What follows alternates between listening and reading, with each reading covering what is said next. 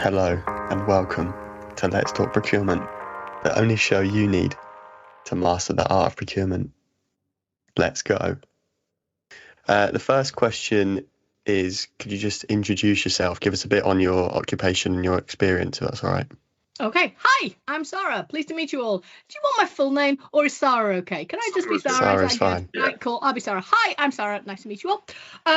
My occupation, firefighter, dumpster fire putter outer, general running around screaming person. I am vaguely and sort of directly responsible for making sure that data protection is followed, and that the law is followed, and that we do right by our data subjects.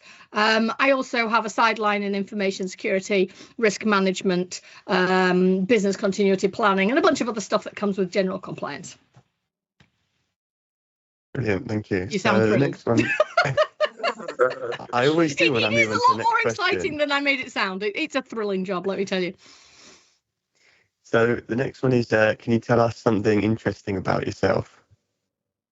I have a level 2 City and Guilds chainsaw qualification that allows me to maintain and cut down trees. I also have my own chainsaw. It's an Echo. It's beautiful. I love it. And I have taken trees down with it. Have you got a name for the chainsaw? I haven't named it. I think that's a very male thing. Male naming of things. I'm not into naming it. Generally, if I was going to name it, it would probably be what my husband calls it, which is, oh my God, not so close to me. Trimmer. Oh, I have a strimmer too, but the chainsaw's more impressive. Yeah. Do you want any more interesting things? Because I've got quite a few. There's something about you've written a book. I've written 3. 3 books. Yes. I write about dragons and fantasy because why on earth would anybody want to write about the real world? Because it's on fire and it sucks. So I write about wonderful worlds where it's not on fire and where, just occasionally dragons eat sheep.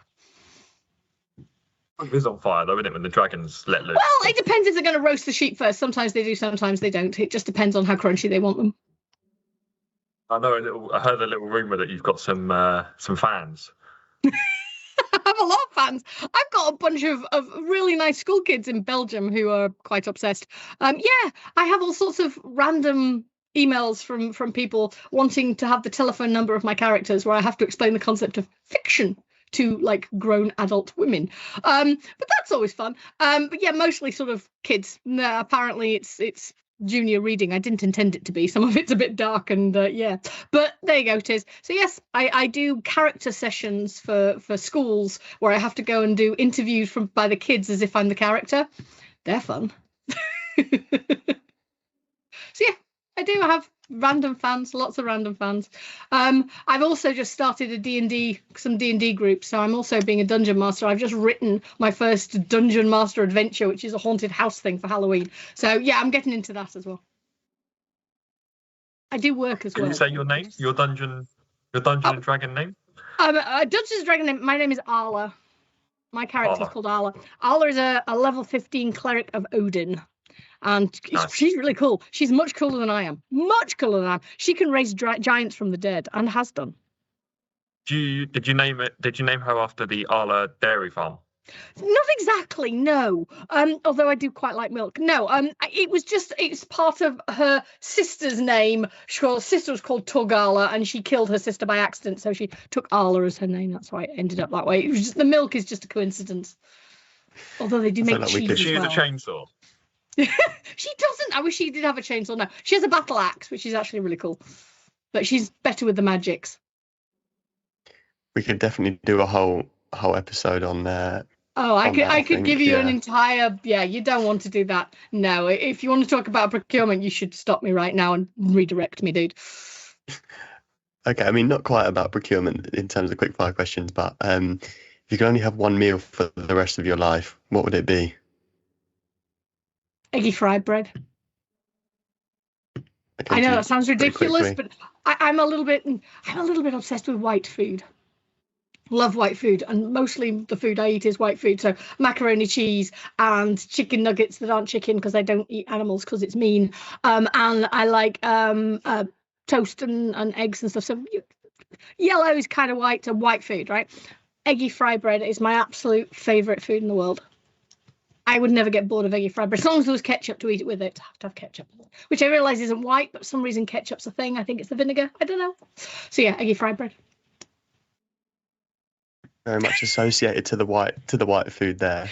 No. I like white food. I do like white Yeah. food. I don't know what it is about white food. It's low level stress in terms of food processing. So if you eat something spicy, there's a lot of process and thought and sensory stuff that goes into that, particularly if your lips start tingling, which I'm not a huge fan of, right?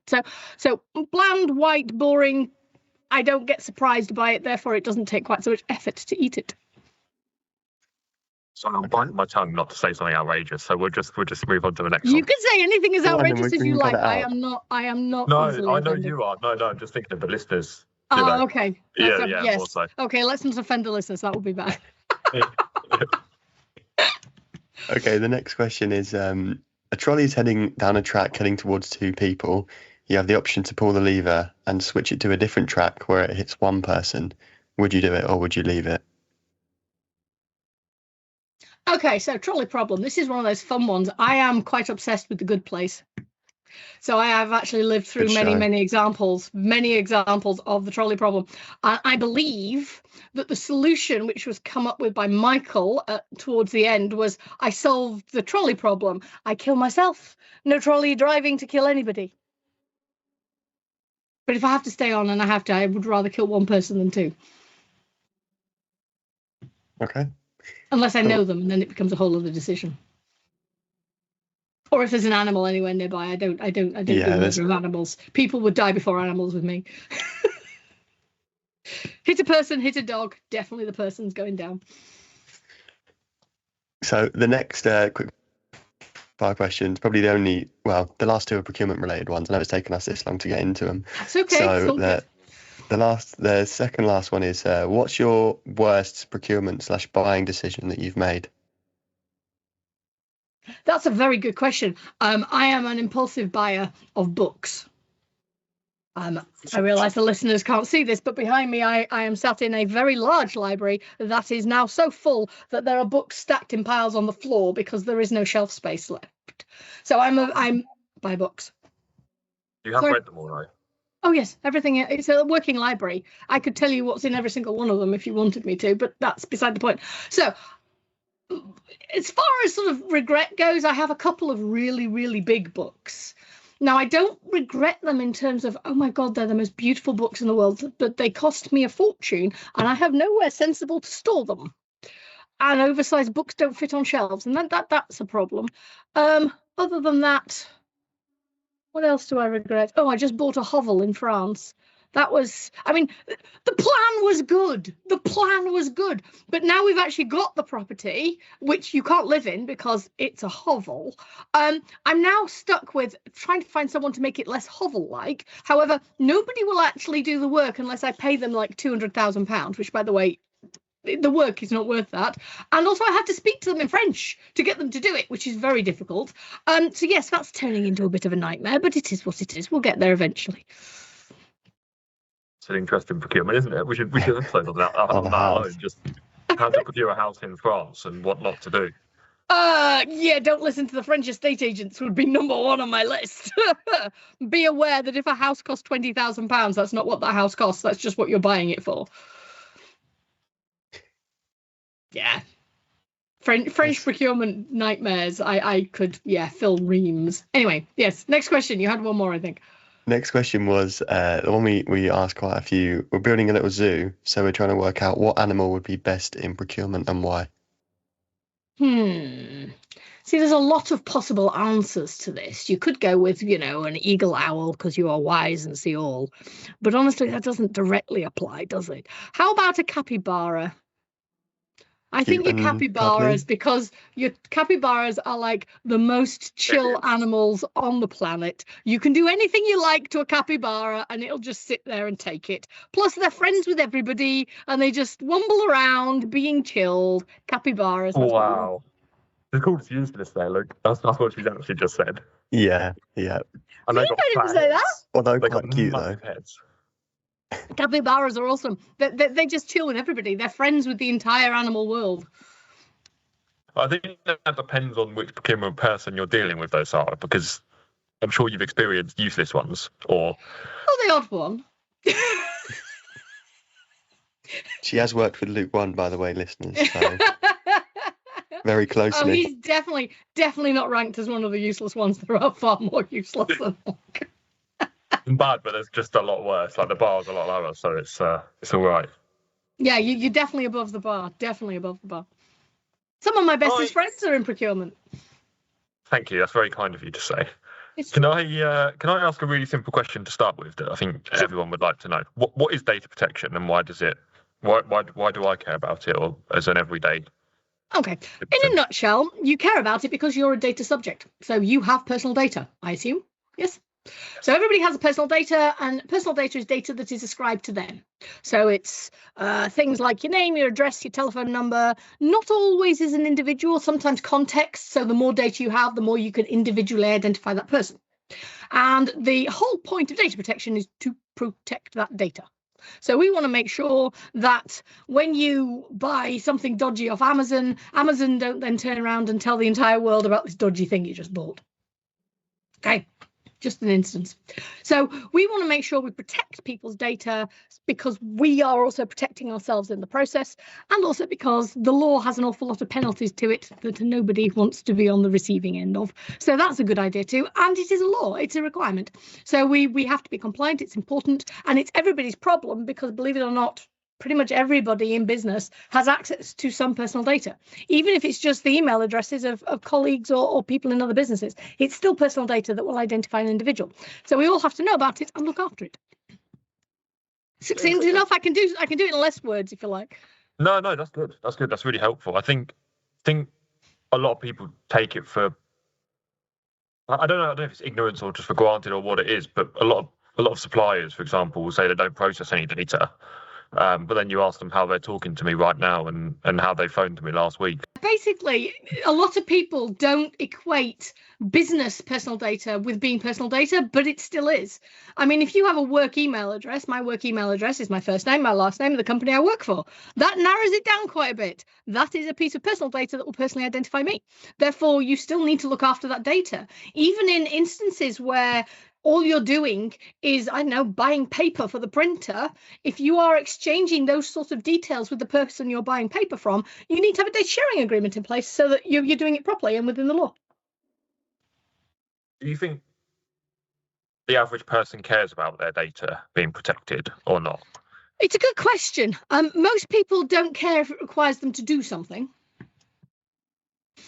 A lot of people leave Alexa running and don't turn Alexa off, and Alexa picks up all sorts of things. So, you know, a lot of people don't seem to care. There's a lot of people who are just what do you say about Luke 10 clicking accept on all the cookies on the websites? It just doesn't read any terms and conditions. Yeah, it doesn't read it. Absolutely. Yeah. There are quite a few people that do that.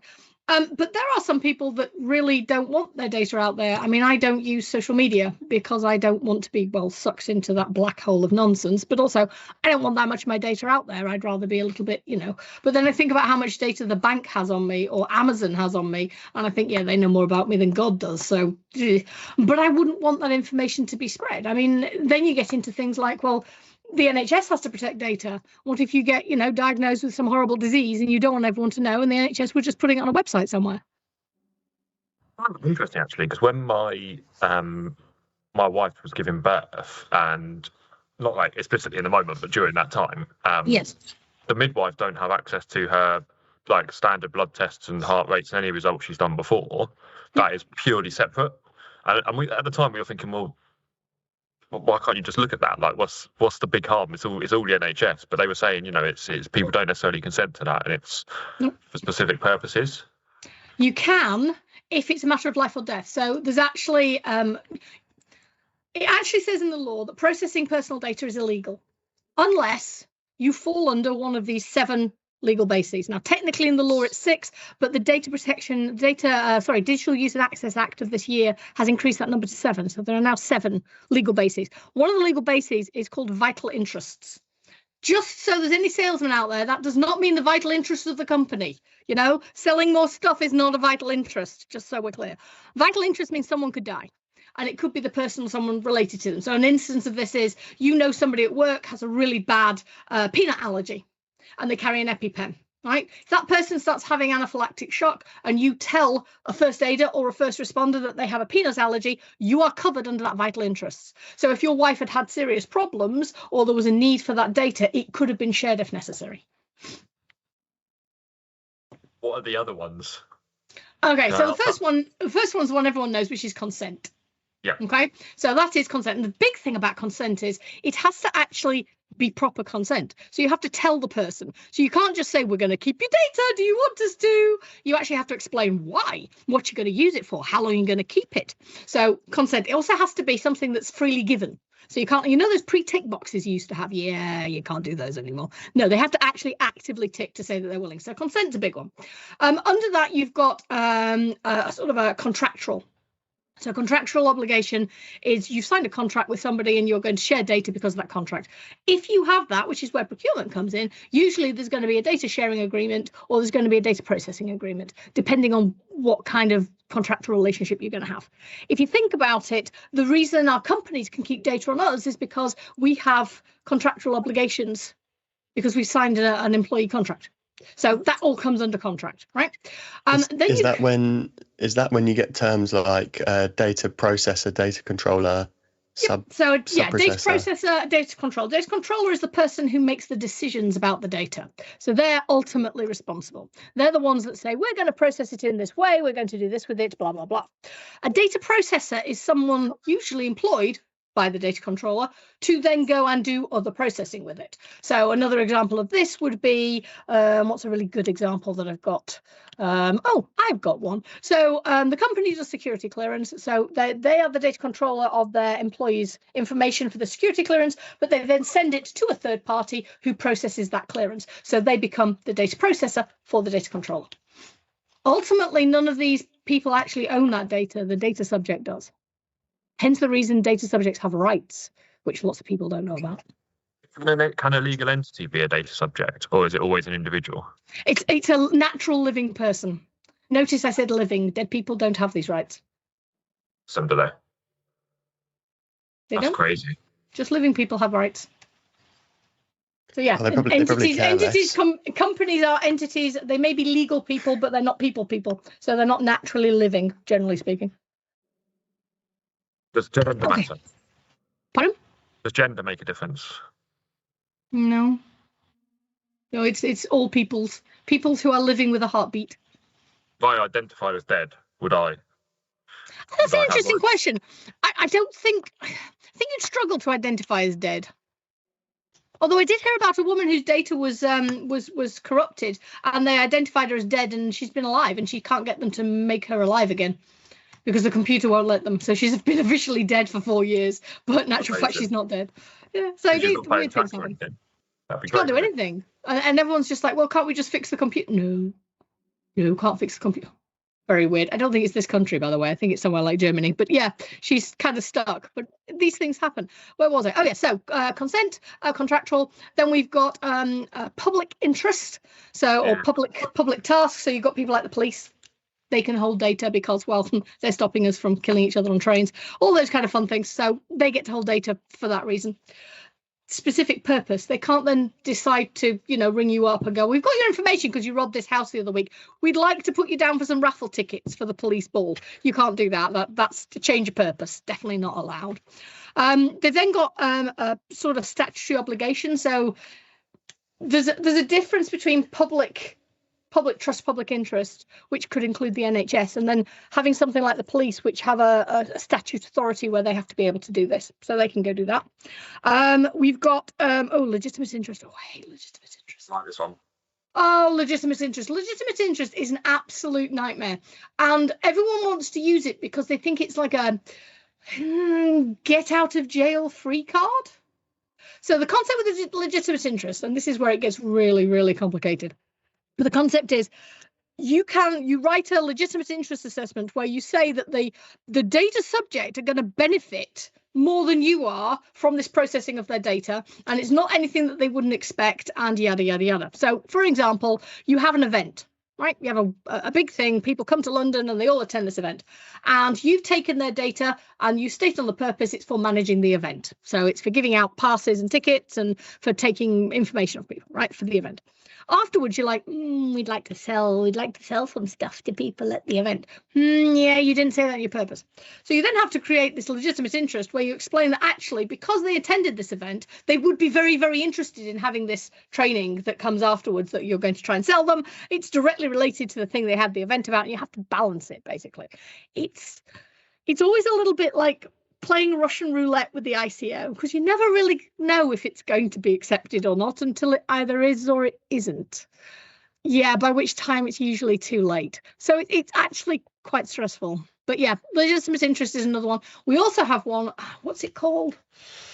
It's the new one. So the digital use and access, which, that was an interesting law that they passed. So the digital use and access one enabled a new legal basis, which is something like, is it regulated? What's it called? I'm sure it's called something. No, it's not. Hold on 1 second. It'll come to me in a minute. What's it called? Something like regulated legitimate interest. And basically what it is it's the assumption that people like the police and the NHS can automatically have legitimate interest and they don't need to fill out an LIA. So because they are who they are, basically it means the government can take more data off you and use it. And I think it's because they want to bring in these electronic ID things as well. So they have a legitimate interest for keeping it, and I'm just like, okay. We've talked about vital interests already. So vital interest is if someone's dying, and I think that's all of them. Did I cover them all? Consent, contract, legal obligation. So legal obligation means you're required by law to do it. So that could be, as an employer, you have to take a copy of people's passports to show that you've checked their right to work. Legal obligation, vital interest, public task, so you're the police or whatever. Legitimate interest, and then there's like regulatory legitimate interest. That's the only way you're allowed to process data. If you can't fit into any of those, you are not legally allowed to process it. It's impressive that you managed to come up with all 7 categories and give us an explanation on that.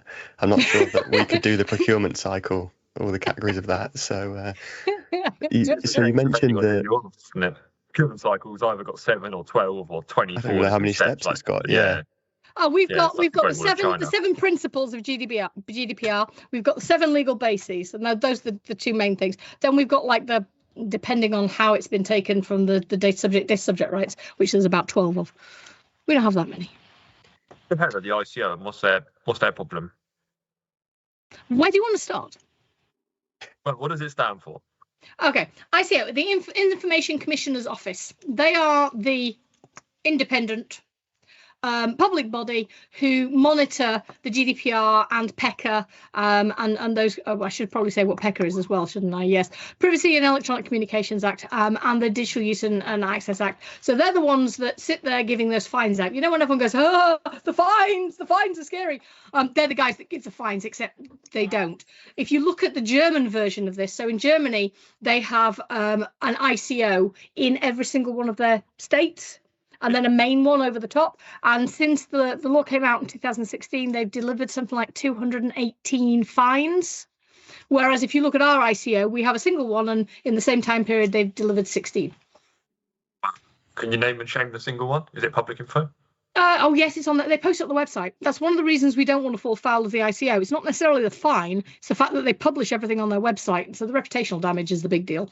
The big one was they had one with British Airways. So quite recently, they fined British Airways a mega fuck ton of money because, you see, I said the word. I knew I was going to at some point, but a whole load of money, right? Because they lost their data, their data subjects' data. They didn't have a secure system, I think. So losing it, it's not necessarily using it in the wrong way. It's also if you collect the data and then it just disappears, you can get fined. Well, one of the 7 principles is integrity and confidentiality. So if you're not keeping that data secure, you're automatically in breach of GDPR. So yeah, if you allow someone to hack into your system and you don't notice that they've stolen 200,000 people's credit cards, yeah, that's a problem. So, does PECA deal with just companies, or are they individuals as well?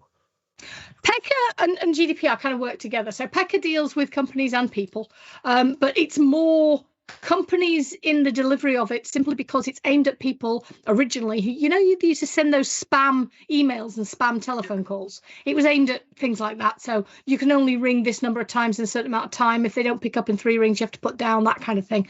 But they also cover things like cookies on websites. So why do Temu still hound me like there's no tomorrow? Because I once downloaded their app. And where are Temu based? Probably China. Right. China has some very strong data protection rules, but they only apply to foreigners operating in China. Well, so our government can't do anything about it if we decide to download a Chinese-based app. Nope. Damn. Why is this important in procurement? Why is it in procurement? Well, the first thing is, as we've already established, any kind of activity you do, there might well be personal data attached to it. Procurement especially so, depending on what kind of activity you're doing. So it starts literally at the contract stage. So it starts at, okay, in the contract, what are we doing? What's the purpose of the contract? Right. So the purpose of the contract is, I know these people, we're going to employ them to vet some of our new people who are coming in when we recruit them. Right. They're going to get a whole load of data, which we're going to be the data controller for. Therefore, they're going to have to be the data processor. Are they going to be the data processor? Have we established that? Because you can also have a data controller to data controller agreement. So which one is it going to be? It's data controller to data controller. So when we give them the data, they also then become owners of that and can make decisions on that data. If that's the case, we need a data sharing agreement in place to make sure that they don't add them to marketing lists unless they ask for consent. They store it for a reasonable amount of time. They don't ship it outside the UK, whatever. Okay. If they're going to be our processors, then we carry that duty of care. It's ultimately our responsibility. So we have to do our due diligence, make sure we've got our data processing agreement in place to make sure they're not doing anything dodgy, ostensibly in our name, with people's data. At what point do you think in the sort of procurement or sourcing activity should data protection stuff be considered? This is a trick question. From the get-go, basically, everything is going to require some sort of data consideration. Every single thing that is bought, every single item that goes through procurement should be considered with a data protection lens attached to it. It should also, any supplier we bring on should be vetted for their data protection. So it's not just we need to consider it in the contract stage. Once we've got past the contract stage and we're actually willing to actually take them on as a supplier or whatever, we need to then consider, okay, have we done our due diligence? If they're signing this contract, how do we know that they're going to live up to it? Do they have a privacy policy on their website? What does that cover? Do they know what we're talking about when we talk about retention periods? Can they prove it? Do they have any documentation for this? Are they registered with the ICO? There's all sorts of due diligence that we need to do as well. So all of that takes time. So honestly and truly, from as soon as you decide you want to take them on as a supplier. Well, there's a difference there, because when procurement decides to take them on as a supplier versus when a sleazy, scummy salesperson or a yeah, the ones who are getting kickbacks. Yeah. Oh, we don't know about that. Oh, yeah. If we were going to get £1 million in a briefcase, would you let a breach slip? No, because what it would cost the company is up to 4% of global turnover. Global turnover would be 5 billion. You're talking about £285 million fine. So no. If it was for SAR Limited, surely that's getting tempted, isn't it? Not really. I actually believe the law's there for a reason. I believe it should be supported. And I think circumventing it to make a quick buck is a very fast way to end up in a world of hurt. I feel like you wouldn't be great in prison. No, I'd be in charge in prison. Okay, so let's talk about suppliers then. So our suppliers. So you end up getting like an extended chain of supply. Yep. How far down do we need to be all over it from a data protection perspective? Is it good enough to just put a robust contract in place with your direct supplier? It depends how you've done it. It depends how everything's been set up. Right.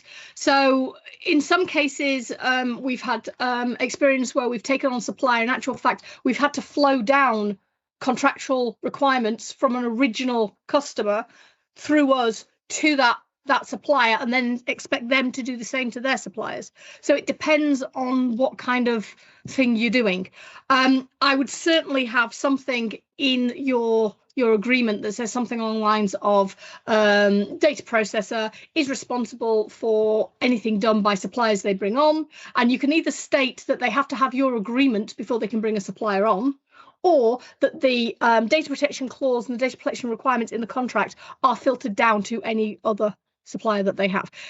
It can sometimes get a bit tricky because certain people will be like, yeah, but we use Microsoft 365. They're not going to agree to our rules. Fine, we get that. They have their own requirements, and you can actually go and look up their stuff online. They're fairly open with what they do for data protection and information security to a certain amount. Same with Amazon and the big boys. They already have stuff pre-printed. Also, you have to assume if Amazon's going to go down, the likes of us will be the least of anyone's problems as planes drop out of the sky. So it's hardly a big deal. But yeah, it's generally... It depends on what the supplier is, what supplier is supplying, how sensitive the data is. So there's two different types of data. There's personal data and special category personal data. Special category personal data actually comes with its own set of legal bases to process. So it depends what it is. If it's highly sensitive stuff, you're going to want to have something going down possibly to third level, depending on what they're doing with the data. So it's a kind of case-by-case thing. So what special category is that? Like Luke 10's haircut? That's not special category. No, I must not say rude things online. I must not say rude things online. I know it's difficult. It's difficult not to be... I was thinking crimes against humanity, but that's bad. It's not that bad. Okay, so special category data is stuff that you probably definitely wouldn't want people knowing.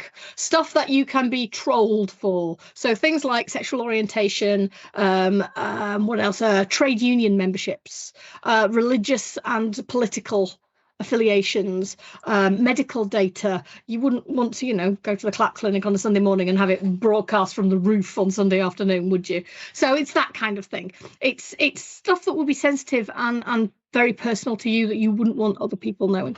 There's a whole list of it in the law. Well, how are we protected? This is a completely different tangent, I think. No. From, you get like weird, not weirdos, like everyone does it. We've all got smartphones, right? People just taking photos in public. Mm-hmm. What if you're walking out of your dirty little seedy clinic on a Monday morning, and then you're in the background of someone's photo, and they, like the Coldplay concert, and that famous fellow who was having having an affair. Yes, the CEO lost his job, and was it the HR manager? She was the HR manager. It was, yeah. Generally speaking, legal precedent is that unless you are the subject of that photo, if it's in a public place, it's in a public place. However, I would definitely be looking twice before I stepped out if it was me. But yeah, it's the same with CCTV cameras. The CCTV cameras all over the place. If it's a public space, it's a public space. You're sort of automatically consenting because you're there. And some of it's the police anyway. So some of the cameras are the police anyway, and they have the right to film those areas. But generally speaking, if you're taking a picture of the street and just happen to catch somebody, you just happen to catch somebody. It's if you're focusing on that particular person taking pictures that it becomes a bit of a legal problem. Sorry, I'm flitting. I've always got questions for you because it's get amazing answers. SMEs don't have budgets for snazzy, swazzy data protection people. How would an SME, or what can an SME do to ensure that they're up to date and engaged? Obviously, bear in mind they might just be like two directors in a shed. Yeah, there's lots of things you can do. The ICO website, generally speaking, isn't bad. Some of the more minutiae details of it do sometimes contradict each other, but generally speaking, for the basic stuff, I would always recommend go to the ICO website first. They've got lots of how-tos. They talk you through things like international transfer agreements. They'll talk you through standard contractual clauses. They'll talk you through all the basic stuff that you need. They're actually really very good. Beyond that, I subscribe to a bunch of random sites that send me updates on legal stuff. I also did a course, which actually wasn't that expensive in the grand scheme of things, called a SIP-E. I also did a SIP-M, which not wholly expensive, but they also allow me access to the IAPP stuff.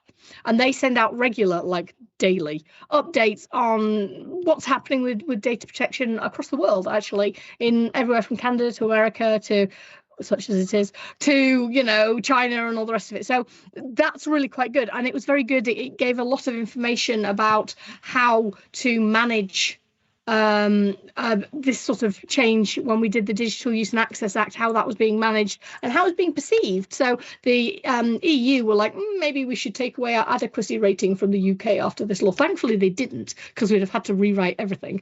But it's good to be informed of these things. Google is your friend. Google, there's lots of legal websites out there that will help you, but ultimately you can go and have a look at the GDPR.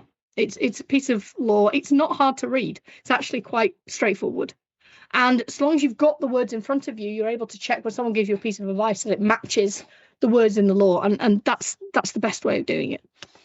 What's the biggest mistake you find SMEs do or don't do when it comes to data protection? Well, the first one is assuming they don't have any personal data. Yeah, that's a classic. We've addressed this one already. It's like, no, it's nothing to do with us. Yes, it is. Well, that's not even SMEs, is it? That's everybody. That's seems everybody. to be every supplier seems to have that. Yeah, and it's like, no. It really is personal data. Not understanding that actually it's not just enough to know it's there.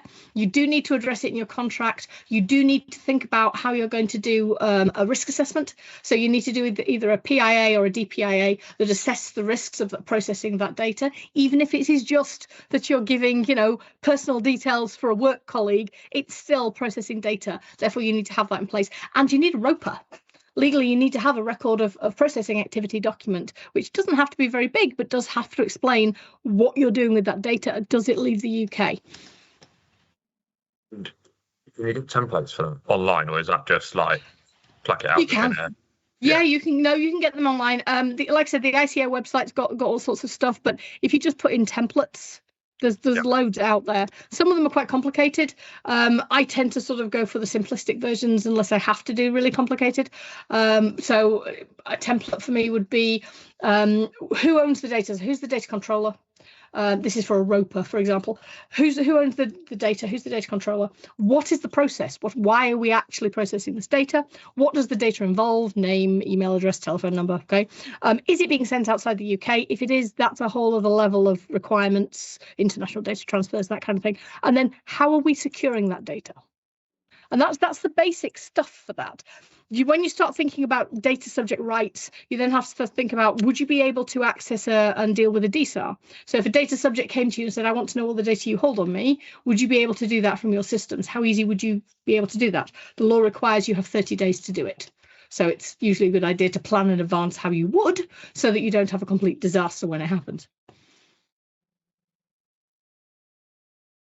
There's a lot, isn't there? There is a lot, even for an SME. I'm just thinking, like, it's a lot, and you can see that's why I'll always have a job, because it gets quite confusing. And when you're talking about large amounts of data, it can get very confusing. If you're a straightforward director and it's just your company, the first thing I would recommend is make sure you've got templates and standard contractual clauses in your contract. That's a good place to start. After what can a capybara procurement person do in their everyday life to support data protection fanatics? Okay, first of all, tell us when you need our assistance, when things crop up and you're like, oh, okay, this has got personal data in it. I should probably just run this past somebody. Make sure there are things in the contract that cover it, and cover it sufficiently. So just because you have your purpose for doing this particular business contract is that you're going to have them process this other data, don't forget you might also need a data controller to data controller clause within your contract that covers the processing of employee data as well. So it's thinking about both sides of the data transfer and how that's going to work. And yeah, come and speak to someone who knows what they're talking about before it becomes a whole big thing, please. And the next big thing is, and this is for everybody, if you see a problem, report the problem. If you think there's been a data breach, for God's sake, tell somebody who can help you, because if you leave it, it will only get worse. It's amazing. I had two big topics to talk on. I know we're going towards the end of our session. AI is obviously a massive thing at the moment. Yeah. Sarah's malfunctioning. I'm twitching, not AI. Oh God, AI. Yes, AI is a big thing. Yes, go on. What are the kind of main considerations around AI and data protection? Okay, so not going into the whole we're all doomed Terminator style. One of the big problems is it comes under automated processing and automated decision making in a lot of cases, and that is covered by the law. Data subjects have the right to opt out of that. So you have to think about that when producing your systems where you're going to use this for actual decision making. Example, you ring up one of these computer systems that give you credit cards and it makes a decision online in 3 seconds or whatever it does. You have to have a process so that person can go to a human being if they don't think it's right. So you've got to have a human in the loop. The other side of it is ethics. What are you actually using this data for? How long will this personal data be stored? Will it be used to train the system in a way that the user wouldn't necessarily think?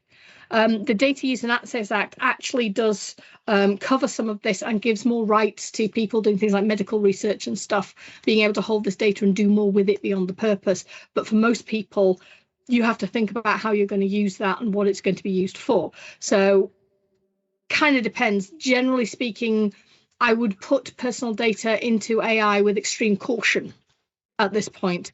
I don't think as a country even we have the proper setup yet to be able to properly think through how we use AI in a lot of cases. We don't have like the EU have the AI Act. We don't sort of have anything that sits in that space that talks about doing it from a risk assessment point of view, looking at it in terms of, okay, well, we've risk assessed it. We think it's minimal risk. Okay, what are the ethics behind it? How are we processing this data? What could be the outcome for the data subject? You need to think those things through. So certainly, I'm sure people are using it. I'm pretty certain Amazon has my personal data in every single one of their many AI systems, and there's probably not an awful lot I can do about it.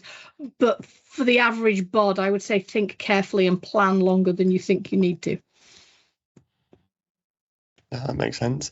It is definitely a murky world out there, in terms of AI that I don't really understand, which kind of sort of links, but doesn't really link to my last kind of question area. You touched on one earlier about British Airways and how they got fined by the ICO. What are some of the other? We kind of like to talk about we call them procurement duck-ups when companies have messed up. So there been any kind of data protection duck-ups? Oh, yeah. Okay. Give me 1 second. I can Google them. They're actually on the ICO website. Fine. What are the biggest or most interesting ones? Okay, so the interesting thing, here we go, example. So Capita were fined 14 million for a data breach affecting 6 million people. Yeah.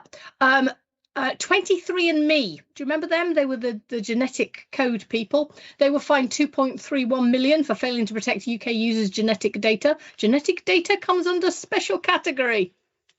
Then we've got a whole load of others who generally aren't as big. Now, I will say we don't give enormous fines. The British Airways one, which was, by the way, 2020, I think, was about 20 million. That's quite high for the ICO. They don't normally do that, but they failed to protect the personal data of over 400,000 customers.